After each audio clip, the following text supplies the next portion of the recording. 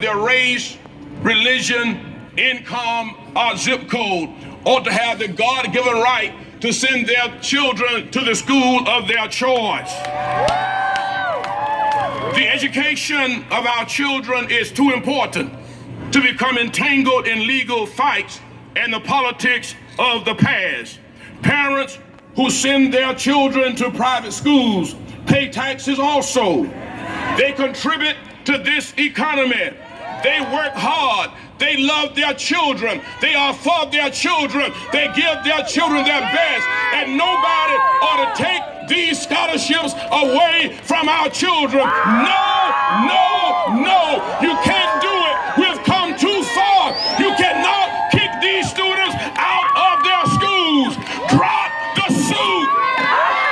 Drop the suit. Drop the suit. Drop the suit. Save our children. Fight for our children. Stand up for our children. Our children are somebody. Our children will be our next lawyers, our doctors, our senators, our governors, our president. Drop the suit. In the name of the Lord, drop the suit. In the name of the Holy Spirit, drop the suit. In the spirit of Dr. Martin Luther King Jr., drop the suit. It gives me a high honor to bring Dr. Matthews to the podium to present my good friend and brother, Martin Luther King III, who is on the right side of history, Reverend Matthews.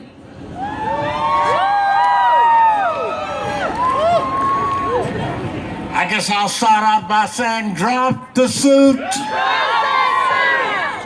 Thank you, Reverend Holmes. I'm very honored to be here as well. I came to be a school choice advocate probably about 10 years ago when I first learned about the scholarship program. I realized at that point that low-income parents fighting for the right to find the right school for their child isn't that different from the fight I was engaged in back in the day. Back then, we fought for the right to cast a vote or the right to eat at any restaurant we wanted to, that is, if we could afford it. What could be more important to fight for than the right to do what's best for your child? You're here to say to the union, nothing is more important than my child. You're here to say, we will not stand idly by while you try to take away our scholarships. It ain't gonna happen. We're here to say, drop the suit. I guess I should have known back then when we marched across that Edmund Pettus Bridge that the fight would go on for a long time. We have made much progress, but the fact of the matter that we are here today shows that the struggle is far from over. Yes, the fight continues, and so it is only fitting for me to be able to introduce the son of the man who I worked with back in those early days, the man who came to represent and symbolize the movement itself. It is only fitting that he's here to help us deliver the message that you will not be disempowered and we will not turn around. It is only fitting that we are gathered here the day after the holiday named for his father to fight for the rights of low-income families. It is only fitting that I have the opportunity, the pleasure to introduce to us Martin Luther King III. Hear ye him.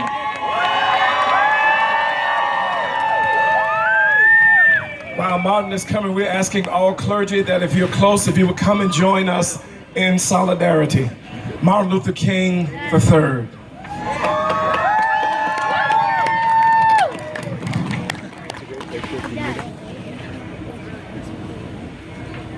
Let me first thank God for the prospect that all of us are here today and have arrived safely. Yes. And I hope and pray that as when we return home, our destinations we will arrive at as safely. For over 10,000 children and families have journeyed to your state capital here in Tallahassee to really say not just to the Union, but to say to any and everyone that is listening, drop the suit.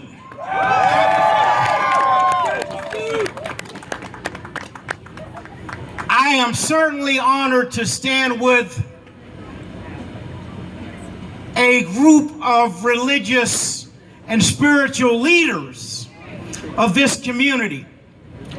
And actually, before I begin, I want to have the young people to repeat something after me, words that is.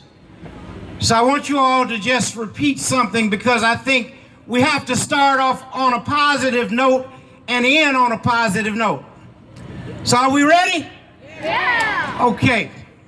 Spread the word. Spread the word. Have you heard? Have you heard? All across the nation. All across the nation. We are going to be a great generation. Great generation. Now let's say it again. Spread the word. Spread the word. Have you heard? Have you heard? All across the nation. All across the nation. We are going to be a great generation. A great generation. One final time, like you really mean it. Spread the word. Spread the word. Have you heard? Have you heard? All across the nation. All across the nation. We are going to be a great generation. A great generation. Now give yourselves a hand. You know, Bishop Curry, Dr. Holmes, Reverend Matthews, and all of these spiritual leaders, I just find it interesting that in our country, we have the gall to debate about how our most precious resource, our children, are treated. That's all right to debate strategy, technique. It's all right to debate what a curriculum might be. But how we have the gall to talk about, well, we can't spend money for this. It costs too much. No one is saying that public education should not be funded. What is being said is that people and families need options. One option cannot work. You see, we wouldn't even be having any debate if we were talking about building a new missile. That's right. I mean, we spend billions of dollars on death and destruction. And we have a different discussion when we're talking about life and the preservation of life. There's something wrong with that. So we're here today for our children. That's what the focus is. And making sure that everything, no dot is left undotted. Every T is crossed. That's why families must have the ability to say, well, this doesn't work for my child, or this may work for one of my children, but there are other options that work for others of them. And these options should be available for everyone. And certainly when we look at the poor and disadvantaged in America, first of all, I don't even know why we have a poor in the United States of America. in an $18 trillion economy. $18 trillion. And we still have folks growing in poverty. My dad talked about the triple evils of poverty, racism, militarism, and violence, and eradicating them from our society. And in 2016, we have nearly 60 million people living in poverty, and the number continues to grow. That is unacceptable. But on the other hand, every day we have thousands of children dropping out of schools. And we don't believe that there's something not right. What this does, this tax credit, is it gives an opportunity for children to drop into schools and to be successful in schools and to be successful in America. It is for families, opportunities. We do live in a great country.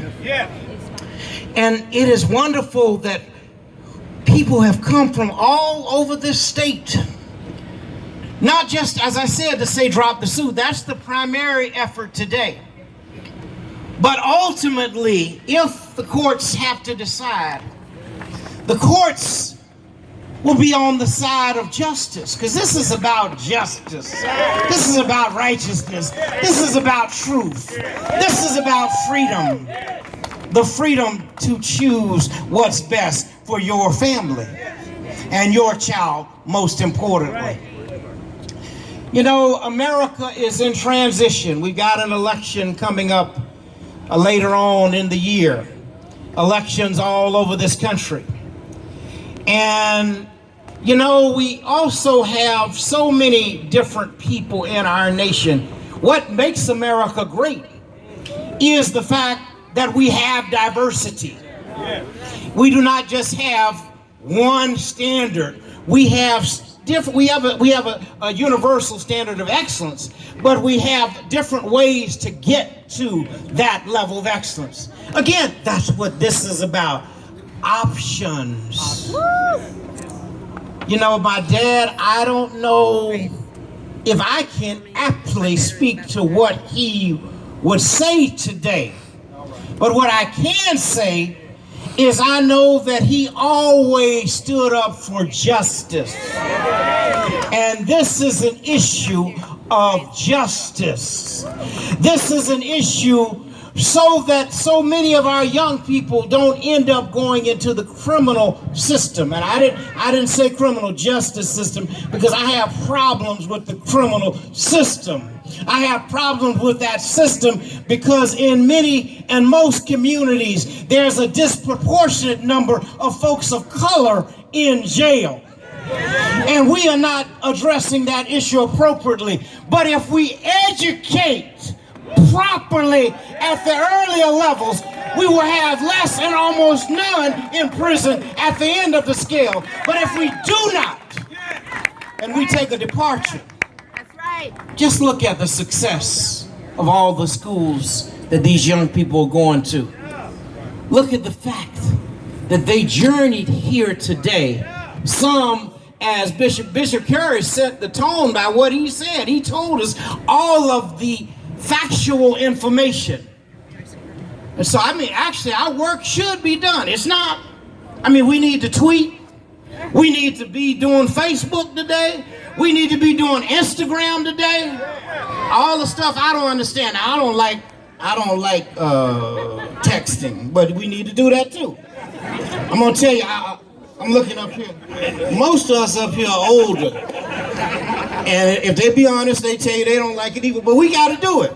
The reason I don't like it, I'm gonna tell you honestly, is because I want the school to understand how to make my subject and verb and a sentence, a full sentence. Now, people are sending me letters, and I need a young person to be with me every day to tell me what does that mean? What is that? What is LOL? What are these letters?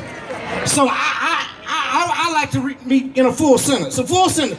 Drop the suit. That's a full sentence. Drop the suit. Drop the suit. Drop the suit. Drop the suit. Drop the suit. At the end of the day,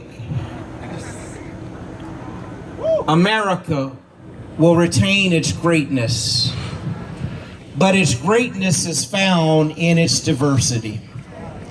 And that's why when we're talking about diversity, even diversity of options, whether one is educated virtually, that doesn't work for everybody, but some people will do very well virtually. Charter schools don't work for everybody, but a lot will do well. Public schools don't work for everybody. Some will do well. Options.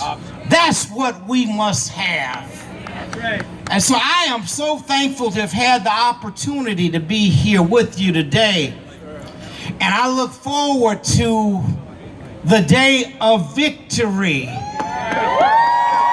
Drop the suit. Drop the suit. Drop the suit.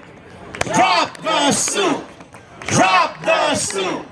Drop the suit. Drop the suit. Drop the suit.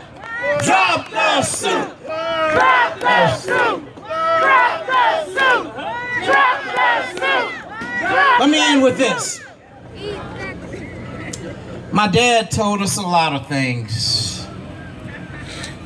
He used to say that the ultimate measure of a human being is not where one stands in times of comfort and convenience, but where one stands in times of challenge and controversy. He went on to say that on some questions, cowardice asked is a position safe. He said expediency asked is a position politic.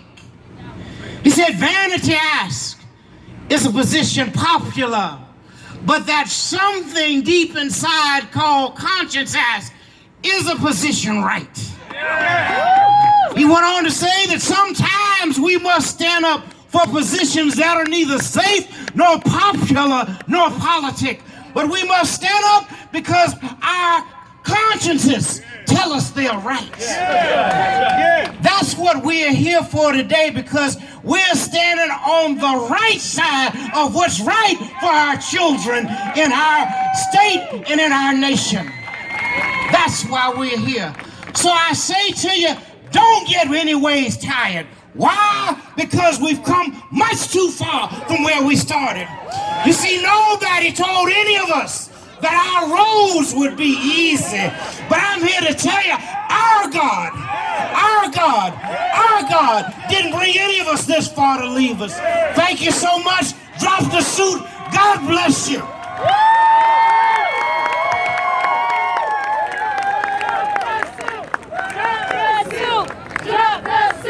Can't hear you. Drop that suit.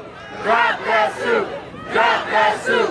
Drop that suit. Can't hear you. Drop that suit. Drop that suit. Drop that suit. Drop that suit. Drop that suit. Drop that suit. Can we put our hands together again for Martin Luther King III? Wow. As we prepare to bring this rally and tally, this Drop the Suit rally, to a wonderful conclusion, we want to introduce some more precious young people.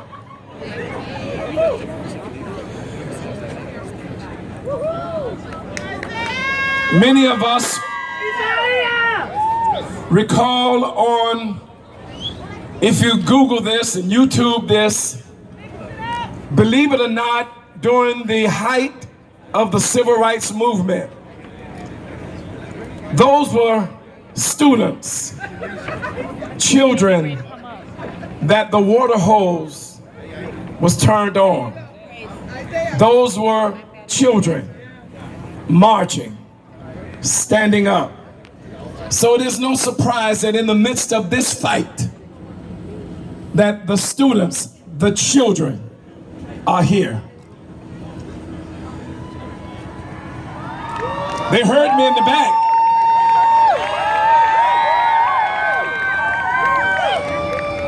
During the height of the civil rights movement, there was a song that they used to sing. And these young people are standing in front of you as we will prepare to sing this same song. Donna Allen is going to lead us in this song, but we want everyone to sing it. I was also told that the way we came here is the same way that we're going to return. So we're going to, after we finish singing this song, we're going to turn around, and the first shall be last, and the last shall be first.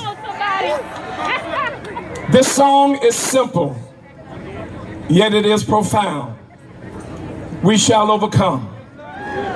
And after being in the presence of Martin Luther King III, I hope he doesn't mind if I quote his father, who said, "And we shall overcome, I'll tell you why. We shall overcome because the arc of the moral universe is long, but it bends towards justice. We shall overcome because Carlyle is right. No lie can live forever. We shall overcome because William Cullen Bryant is right. Truth crushed to earth will rise again. We shall overcome because James Russell Lowell is right. Truth forever on the scaffold, wrong forever on the throne. And yet that scaffold sways the future, and behind the dim unknown standeth God within the shadow, keeping watch above his own. We shall overcome because the Bible is right. You shall reap just what you sow. We shall overcome deep in our hearts. We do believe we shall overcome." Donna Allen and the #1 choir in Tallahassee. We're going to sing this. I want to ask everybody, just join hands together. We are one. We're family. Just get your hands together. Just join hands and sing along. We shall overcome. We shall overcome. We shall overcome someday. Oh, deep in my heart, I do believe we shall overcome someday. We'll walk hand in hand. We'll walk hand in hand. We'll walk hand in hand. We'll walk hand in hand someday.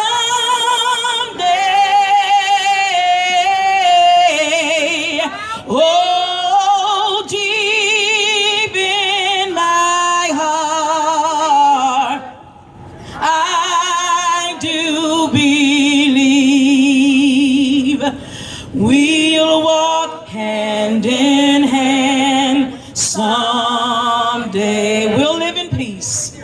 We will live in peace. We will live in peace. We will live in peace someday.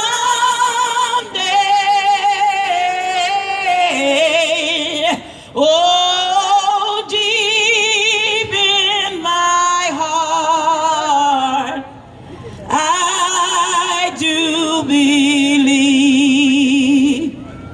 we will live in peace someday. We shall overcome.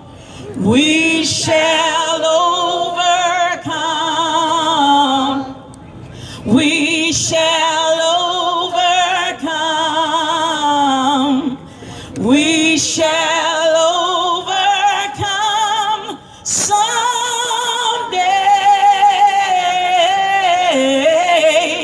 Oh, deep in my heart, I do believe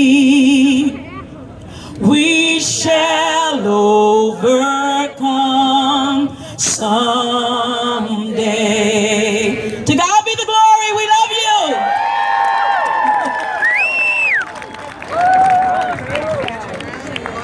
Ladies and gentlemen, once again, please put your hands together for Miss Donna Allen, Martin Luther King III, and also a great shout out to all of the bus drivers. Come on, give it up for the bus drivers. Please.